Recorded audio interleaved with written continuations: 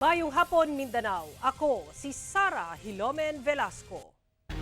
Upat ka bag-ong kumpirmadong kaso sa Mpox ang natala sa Davao City. Sumatotal, 6 na ang natalang kaso sa syudad sukad sa miaging bulan. Kamusta na kaha ang mga nagpositibo? Atong sayro ng detalye sa live report ni Argil Relator. Argil.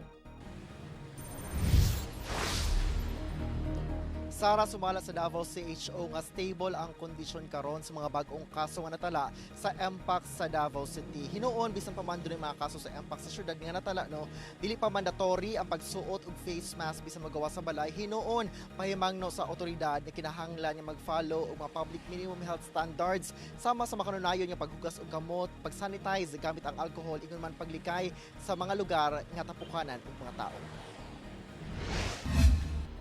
Unom na ang natalang kumpirmadong kaso sa Mpox sa Davao City. Dihang dunay 4 ka bag-ong kaso nga nadugang sa ihap sumala sa Davao City Health Office. Stable na hinuon ang mga bag-ong nagpositibo sa Mpox. So ang atong epidemiology department dinhi sa atong dakbayan sa Davao kay padayon jud na kada adlaw ila nang ginamonitor jud atong mga katong mga pasyente ug ilang close contact. So sige sila coordinate labi na sa mga pasyente. Sumala sa CHO, monitoring lang ang ginahimo sa mga close contact o dili isolation. Hinoon, walay nabating sintomas ang mga close contact sa mga nagpositibo. Wala matudpay angay nga kabalakan sa sitwasyon. Apan magpatuman og minimum public health protocol sama sa makanunayong paghugas og kamot.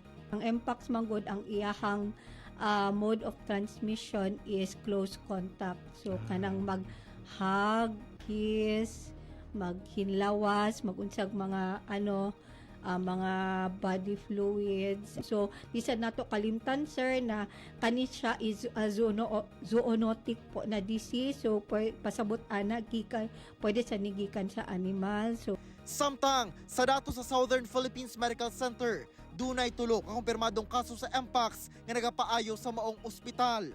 Apan wala ni inigibutyag kung lakip ba ang maong mga pasyente sa mga bagong kaso sa Mpox sa Davao City. Upat sab ka suspected case ang nakatakdang ipailawom sa Suwabing. Sumala sa SPMC, nagikan sa Davao City ug Davao del Sur ang 7 ka mga pasyente sa maong ospital.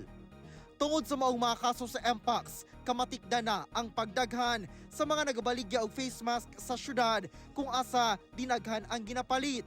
Nagsugod matud pa kini kagahapon dihang nagpagula og advisory ang pipila ka LGUs gawas sa Davao City labot sa mandatory nga pagsuot og face mask sa pampublikong mga lugar subay sa pagsaka sa ihap sa kaso sa Mpox. Maraming bumibili sa amin kasi dahil sa